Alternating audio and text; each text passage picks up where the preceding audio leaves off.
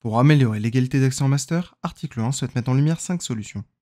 En théorie, il y a assez de places disponibles en master pour les étudiants, avec 197 000 places.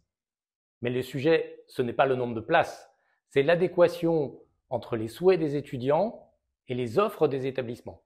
À l'issue de la dernière campagne Mon Master, 28% des étudiants qui ont postulé en master n'ont reçu aucune proposition d'admission, même à l'issue de la phase des désistements, soit plus de 58 000 candidats.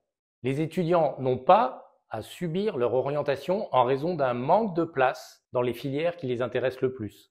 Il faut ouvrir le champ des possibles en augmentant les places dans les filières les plus demandées. Les dernières études révèlent une polarisation sociale et scolaire de plus en plus forte entre les masters. Cela signifie que, comparativement aux étudiants issus de milieux populaires, les étudiants issus de milieux favorisés sont globalement plus nombreux à accéder en master, et surtout dans les masters les plus sélectifs.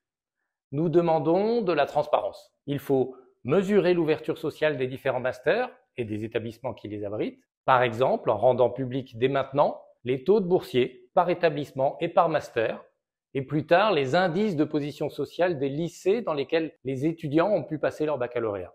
Chaque année, des milliers d'étudiants sont contraints de s'installer à des centaines de kilomètres de chez eux à cause de l'insuffisance de l'offre de formation sur leur territoire. La difficulté à assumer le coût du déménagement et de l'hébergement pour partir suivre un master loin de chez soi, aussi prestigieux soit-il, constitue un frein réel, en particulier pour les plus défavorisés, en particulier pour la jeunesse rurale, et cela fait partie entièrement du processus de création d'inégalités. Par ailleurs, les coûts psychologiques sont aussi à prendre en compte. L'isolement de ces jeunes, loin de leur famille et de leurs connaissances, c'est un vecteur important de précarisation, de démotivation et parfois de troubles pour la santé mentale.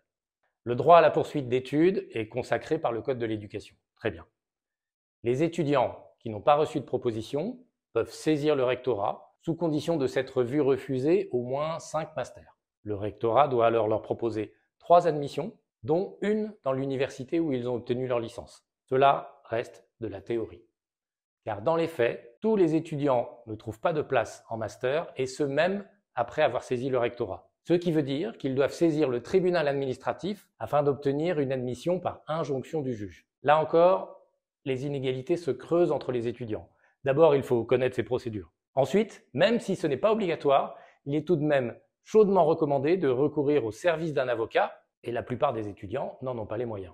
Les derniers chiffres nous révèlent une chute sans précédent du taux de poursuite en master. 15% d'étudiants en moins en master en 5 ans, entre 2016 et 2021, et ce, en particulier, au détriment des jeunes issus des milieux populaires. Les obstacles que rencontrent ces étudiants sont documentés et montrent la nécessité d'un accompagnement plus fourni, plus personnalisé pour les étudiants défavorisés, pour les aider à choisir et réussir leur entrée en master, ouvrir des réseaux professionnels auxquels ils n'ont sans doute pas accès et renforcer leur confiance dans leur projet professionnel. C'est un travail qui nécessite des moyens spécifiques que peuvent bien sûr mettre en œuvre les universités, les Crous, mais aussi les associations de mentorat qui ont pour métier d'accompagner les étudiants les plus défavorisés.